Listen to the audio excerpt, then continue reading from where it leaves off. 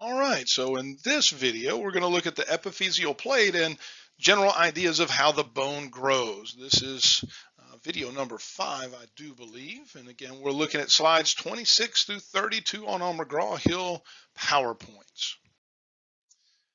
So epiphyseal plates, most people have heard of them as growth plates. And on this little x-ray of this child, you can see these little lines between there, and that's going to be, again, these are the growth plates. These are the epiphyseal plates of the hand. This is going to allow these bones to grow lengthwise.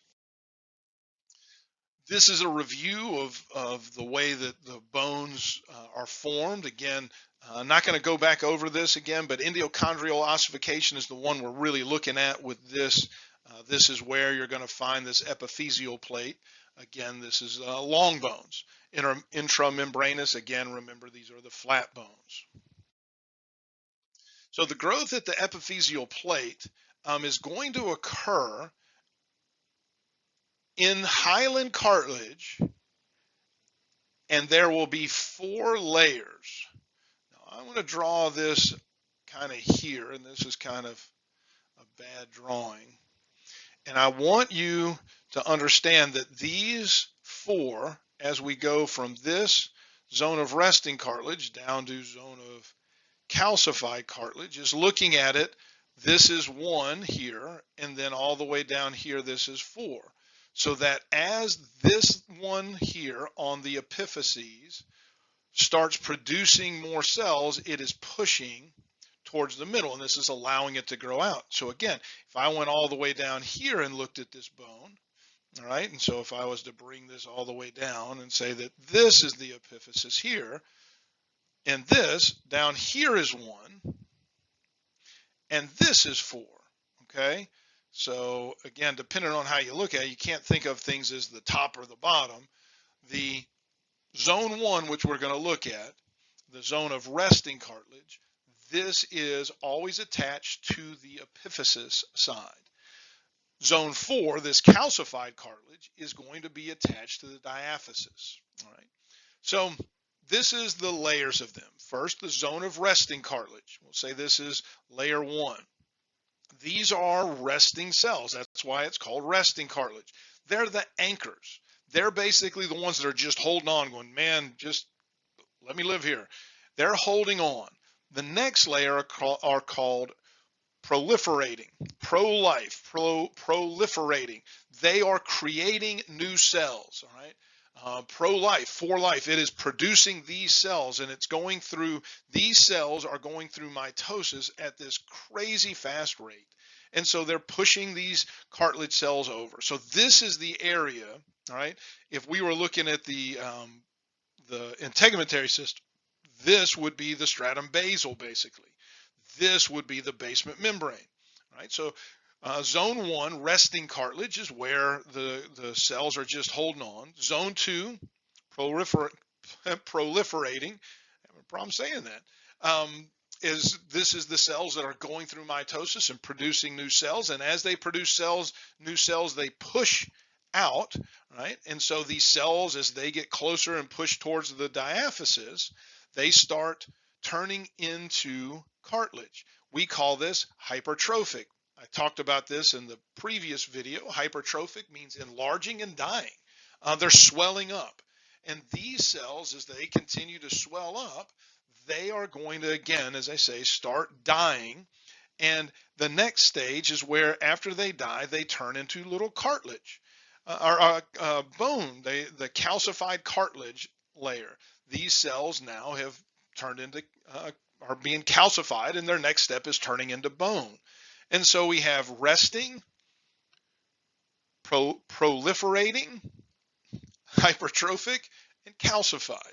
Now, again, I hope everybody understands. I make up stupid mnemonics or try to be funny about it for things that help me remember, because I think mnemonics are a pretty important thing to learn how to get used to when you're having to learn little lists of things.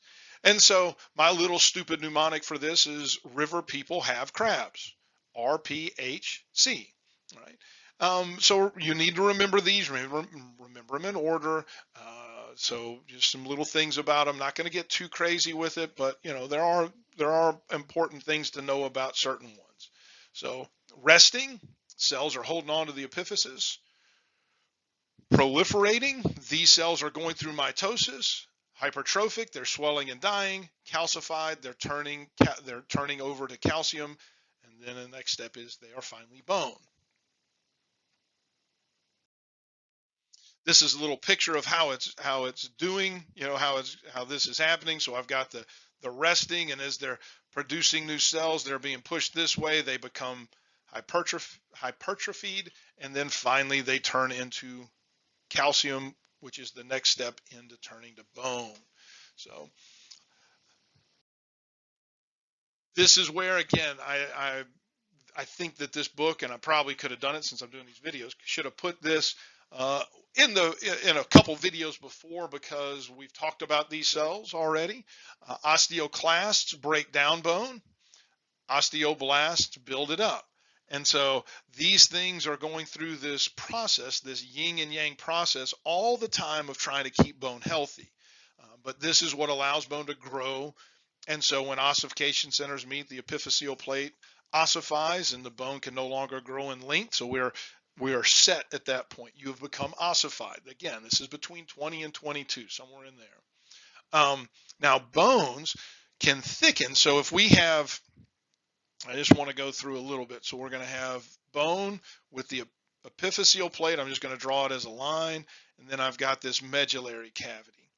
So there are three areas where bones are growing, and they're all controlled by the same hormones. The epiphyseal plate is pushing upward, right? Trying to get this to grow this way. Then I have a layer of osteoblasts that are underneath the periosteum, as it says here, and they respond to the same growth hormone, and they cause the bone to grow outward, or in width. And then in the medullary cavity, there's a membrane called the endosteum, and underneath it I have osteoclasts, which allow the medullary cavity to widen as the bone widens, and they're all working together. And it's pretty important. It's amazing how it's well orchestrated. Again, these are just little pictures of some of this, not a big deal. So this gives an idea of how the bones are going to be made and when they become ossified. So the third month, so we're talking about, like you say, in the about 11th week, 11 to 13 weeks, we're going to have ossification of the long bones start to begin.